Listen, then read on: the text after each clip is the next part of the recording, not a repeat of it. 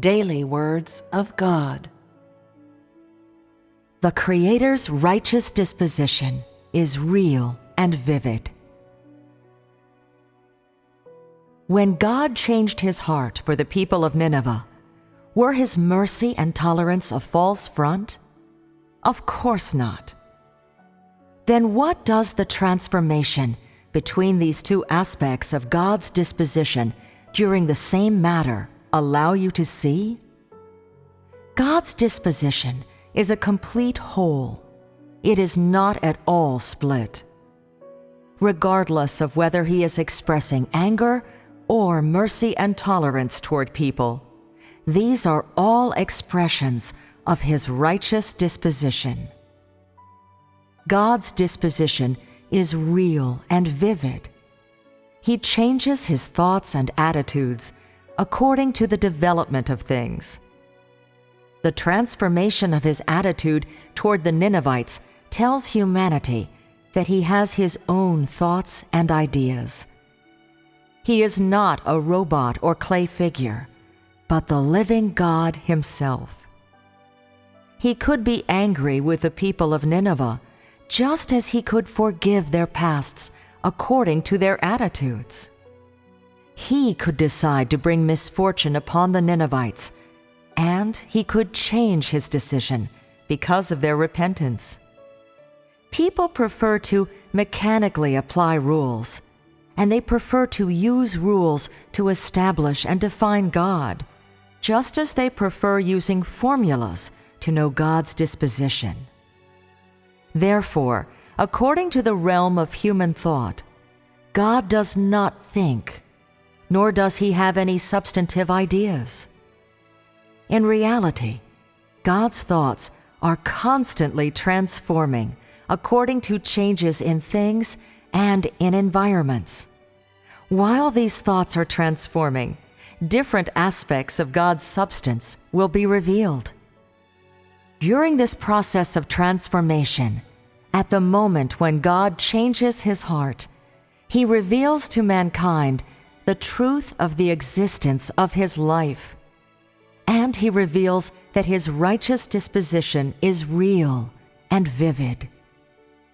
Furthermore, God uses his own true revelations to prove to mankind the truth of the existence of his wrath, his mercy, his loving kindness, and his tolerance. His substance will be revealed at any time and any place in accordance to the development of things. He possesses a lion's wrath and a mother's mercy and tolerance. His righteous disposition is not allowed to be questioned, violated, changed, or distorted by any person. Among all matters and all things, God's righteous disposition, that is, God's wrath and God's mercy, can be revealed at any time and any place. He vividly expresses these aspects in every nook and cranny of nature, and vividly carries them out at every moment. God's righteous disposition is not limited by time or space. Or, in other words, God's righteous disposition is not mechanically expressed or revealed as dictated by the limits of time or space. Rather, God's righteous disposition is freely expressed and revealed at any time and place. When you see God change his heart and cease to express his wrath and refrain from destroying the city of Nineveh, can you say that God is only merciful and loving? Can you say that God's wrath consists of empty words? When God expresses fierce wrath and retracts his mercy, can you say that he feels no true love toward humanity? God expresses fierce wrath in response to people's evil acts. His wrath is not flawed. God's heart is moved by people's repentance, and it is this repentance that thus changes his heart. His being moved, his change of heart, as well as his mercy and tolerance toward man, are utterly without flaw. They are clean, pure, unblemished, and unadulterated. God's tolerance is purely tolerance. His mercy is purely mercy. His disposition will reveal wrath as well as mercy and tolerance in accordance with man's repentance and his different conduct. No matter what he reveals and expresses, it is all pure. It is all direct. Its substance is distinct from that of anything in creation. The principles of actions that God expresses, his thoughts and ideas, or any particular decision, as well as any single action, are free of any flaws or blemishes. As God has decided, so will he act, and in this manner he completes his undertakings. These kinds of results are precise and faultless, because their source is flawless and unblemished. God's wrath is flawless. Likewise, God's mercy and tolerance, which are possessed by no creation, are holy and flawless, and they can stand up to deliberation and experience.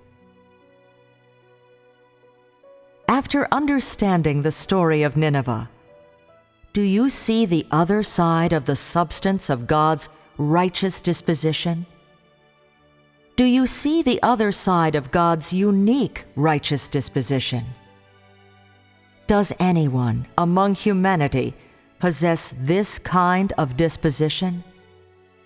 Does anyone possess this kind of wrath like God's? Does anyone possess mercy and tolerance like God's? Who among creation can summon forth so much wrath and decide to destroy or bring disaster upon mankind? And who is qualified to bestow mercy, to tolerate and pardon man, and thereby change one's decision to destroy man? The Creator expresses his righteous disposition through his own unique methods and principles. He is not subject to the control or restrictions of any people, events, or things. With his unique disposition, no one is able to change his thoughts and ideas, nor is anyone able to persuade him and change any of his decisions. The entirety of the behavior and thoughts of creation exist under the judgment of his righteous disposition.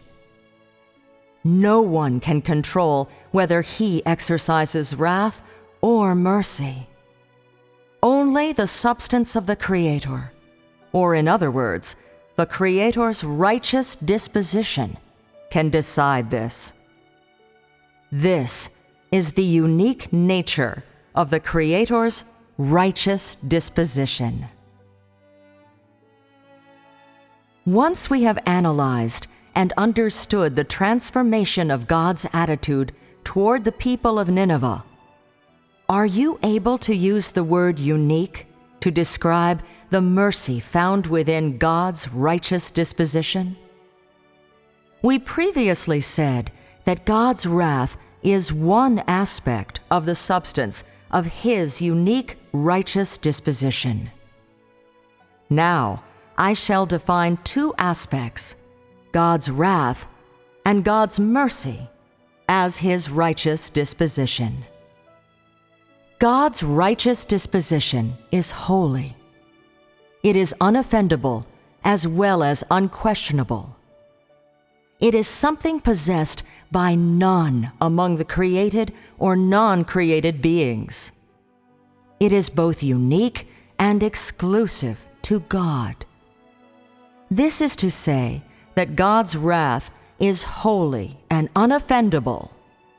At the same time, the other aspect of God's righteous disposition, God's mercy, is holy and cannot be offended.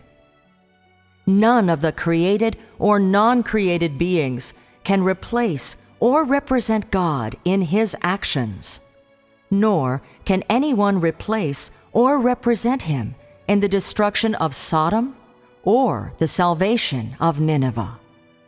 This is the true expression of God's unique, righteous disposition.